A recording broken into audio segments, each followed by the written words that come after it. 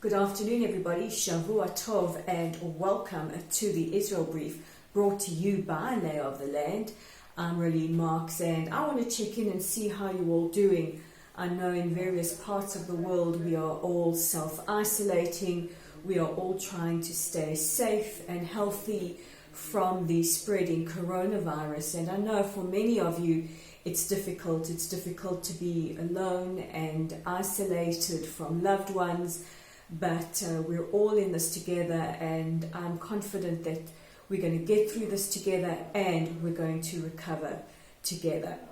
So let's take a look at today's top stories, and I have to open up with a little bit of good news with regards to the coronavirus, and that is the magnificent way that Israel or Israelis responded to the call on Thursday for everybody to get onto their balconies and clap or applaud for healthcare practitioners, for anybody who's out there on the front line trying to keep us safe. Doctors, nurses, lab workers, everybody. And in this, I would like to include supermarket workers, pharmacy workers, truck drivers, delivery people, people sanitizing, anybody who's doing something that puts them in harm's way to help us get through this crisis. What was absolutely extraordinary is seeing Israelis from north to the south coming out in their numbers on their balconies to applaud. And while we're being very mindful of social distancing practices, it was really, really lovely to see this act of support. And I know it's something that wherever we are around the world, we certainly appreciate and applaud our medical practitioners. So let's take a look at the latest statistics. Israel at the moment has 1,238 confirmed cases of corona, including one fatality. 88-year-old Holocaust survivor Aria Even passed away as a result of the virus over the weekend. And our thoughts, our prayers are with his families, especially since to bury somebody like this, to sit shiva for somebody like this at a time like this is also very, very difficult with all the regulations in place, and may his memory be blessed. Today we've had an increase in the amount of serious cases. There were 18 yesterday, it's 24 today. However, we do have 37 recovered and released. In the West Bank, where there is now mandatory 2-week lockdown, there are 57 cases, including 17 who have recovered and released. And in the Gaza Strip, there are now 2 known cases of coronavirus, and these are 2 Gazans who have returned from Pakistan. And there were reports earlier today that aid being sent in from Israel into the Gaza Strip was being rejected by Hamas. We cannot have this for ordinary civilians who are facing humanitarian crisis as it is, for them to have all the protective mechanisms, sanitizers, alcohol gel, whatever they need, testing kits, be refused by Hamas.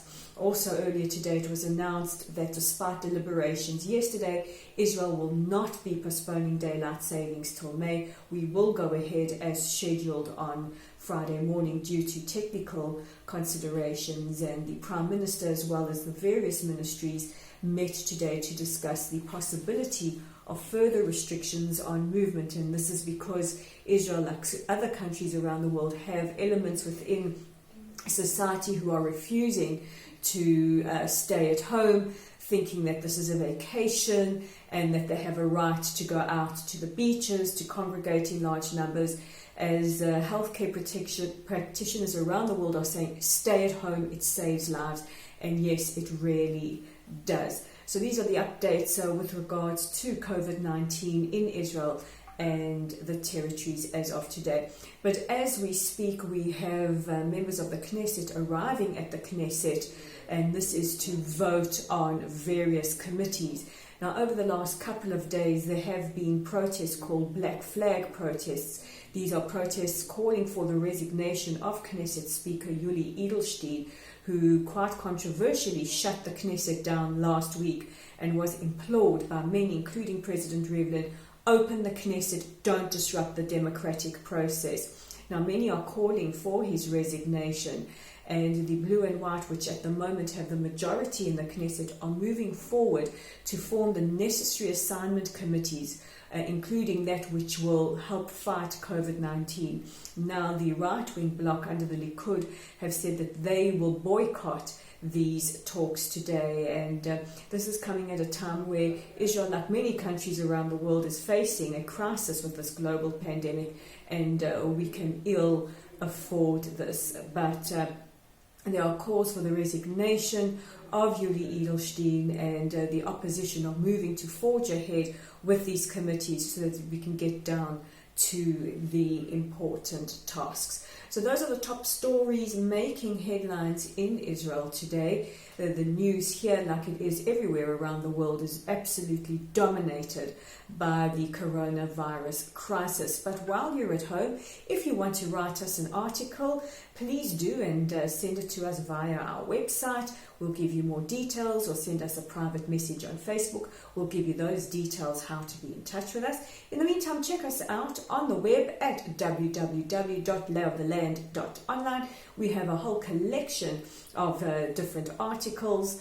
Last week's was dedicated a lot to how we are dealing with COVID-19, including Israel's war on the virus, including the fact that we are still receiving immigrants from around the world. And at this moment, I have to give a special mention to the government and to El Al, who flew to Peru to rescue stranded Israelis. We don't have an embassy in Peru, so it was something really special.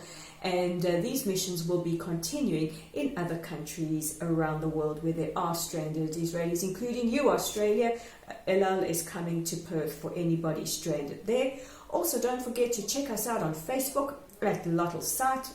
Our profile picture looks a little something like that. Give us a like and a follow. And we also have a YouTube channel, and you can help spread the news about Israel by subscribing. Simply click on the subscribe button at the Israel Brief on YouTube. So those are the top stories making headlines in Israel today. I'm Rolene Marks. This is the Israel Brief.